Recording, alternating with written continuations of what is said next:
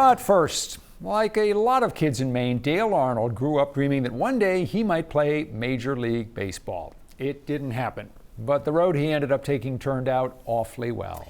Dale Arnold recently retired from a sports broadcasting career that lasted 5 decades. He is the only announcer ever to do play-by-play for all 5 major Boston sports teams: the Red Sox, Patriots, Celtics, Bruins, and Revolution. Now that he's retired, he and his wife have moved back to Maine. We met up at the Watson Ice Arena at Bowdoin College in Brunswick, near the town of Bowdoin, where Dale Arnold grew up.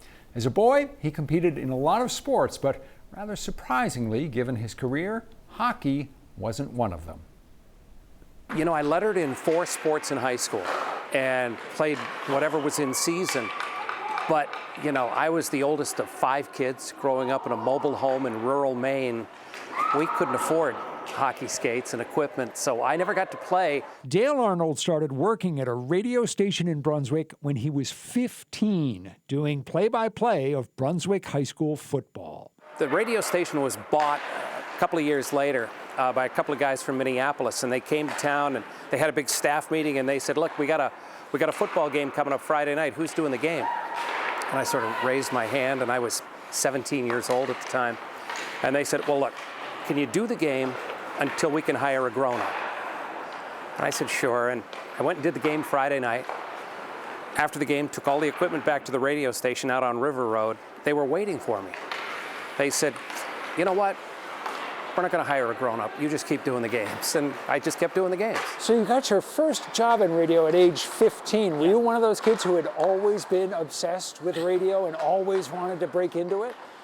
Truthfully, Rob, I wanted to be the center fielder for the Red Sox, but it became pretty clear pretty early that that probably wasn't in the cards. In college, despite a complete lack of experience, Dale Arnold moved on to a new sport, doing radio play-by-play for the Bowdoin Polar Bears. The first hockey game I ever saw live in my life I broadcast was a Bowdoin Northeastern game at Matthews Arena. A big break came for you in 1979 when you were hired to do play-by-play for the Maine Mariners in the American Hockey League. I remember at the time thinking, I just went from doing Bowdoin hockey games to a minor league hockey team that's 20 miles down the road from where I grew up.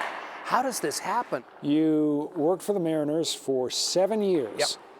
That's a lot of bus rides to places like Moncton and Fredericton and Halifax and so on. That must have been quite an education. When I would do the games on the road, I would do play-by-play. I would do color. I would do stats. I would be the engineer. I would lug the equipment up to the press box. I'd set it up. I'd work all by myself. When the game was over, I'd pack it all back up. I'd go back down to the bus, throw it onto the bus, and we'd go to the next city. You can't buy education like that. And when I did home games, it was with the legendary Frank Vixeris, and I felt like it was the lap of luxury. But road games, it was all me, and I had to learn quick. You got to do this right or you're going to be in trouble. Since you were your own engineer, did you have some times when the equipment just didn't work and you weren't getting on the air, and you must have been freaking out? I never didn't get on the air, but I do remember doing games for the Mariners with a phone held up to my head like this, and did the whole game like this because the equipment didn't work or the phone line wasn't working or something happened, and it was like, you do that, you had to get the show on the air and you had to do it. Thankfully, there weren't a lot of those, but if that's what you had to do, that's what you did. I've been a sports fan all my life, and I've worked in broadcasting for a long time. My opinion, for what it's worth, is that without question, the hardest play-by-play to do in sports is hockey. I agree with you. It's verbal gymnastics. You're trying to keep up. You're trying to get the names right. You're trying to get the play correct. But when you do it right, when you get the feel for it, it's the most fun you can have, in my opinion, doing a game. It's the most fun. At the Ice Arena at Bowdoin College, there are photos of various people who left their mark on the hockey program there. And one of them is of Dale Arnold. My son went to school here. His name's on the wall in the math department because he's a genius, and he went to Yale and got his PhD in statistics.